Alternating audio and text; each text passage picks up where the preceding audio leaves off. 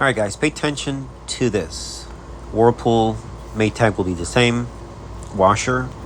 Now, what I'm doing right now is the washer is sensing. Just remember, keep this in mind. Whenever you see the washer waiting for a command, doesn't matter if it's in wash or drain, sensing is nothing more than waiting for a command. In this case, we have a situation with the drain pump. The washer was full of water. Now it is being drained.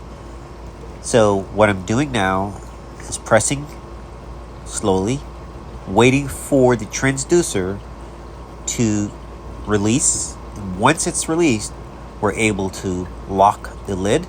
So if you do run into this, you will need to basically make sure the washer is able to drain.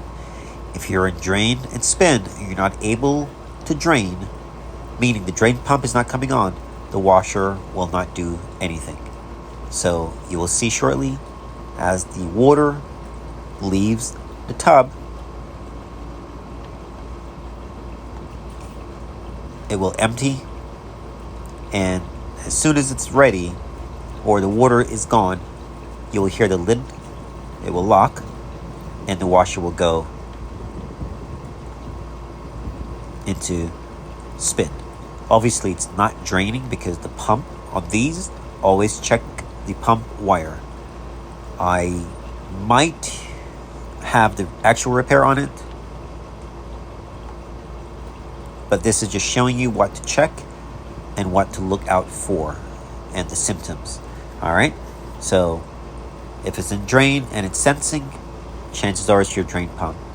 If it's in wash and it's sensing, it's going to be either water supply or could be a shift actuator. Enjoy the rest of the video.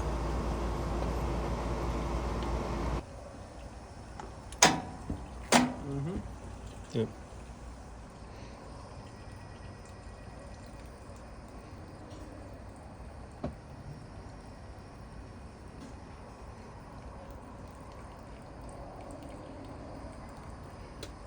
Now we should spin.